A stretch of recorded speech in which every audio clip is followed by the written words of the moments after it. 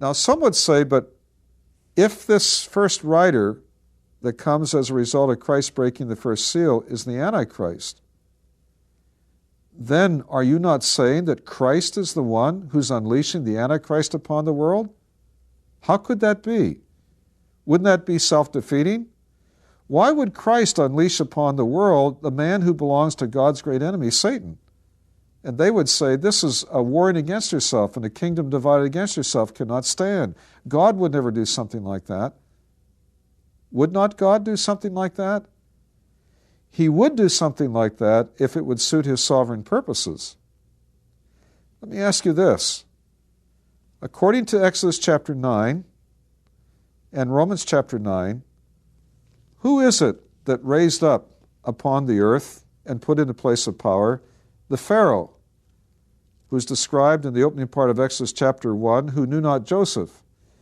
The Pharaoh who passed that horrible decree that every boy baby born to a Jewess in the land of Egypt was to be put to death. The scriptures clearly state that it was God who raised up that particular Pharaoh. And we read in Romans chapter 9 and verse 17, "For the scripture says unto Pharaoh," and here it quotes from Exodus chapter 9, "Even for this same purpose have I raised you up, that I might show my power in you, and that my name might be declared throughout all the earth." God clearly declaring that he's the one who raised up that fiendish ruler who would unleash a devilish attack against the nation of Israel, Satan through him trying to annihilate the nation so that the Redeemer couldn't come into the world through that nation.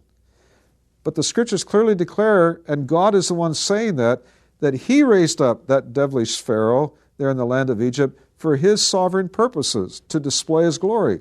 And God did display his glory through that Pharaoh, because as a result of that Pharaoh decreeing these terrible things and stubbornly rebelling against God, God unleashed his 10 supernatural plagues upon the land of Egypt during that time and displayed his great glory through that. That brought about the exodus of the Jews from their slavery in Egypt. He miraculously parted the waters of the Red Sea, again displaying his glory.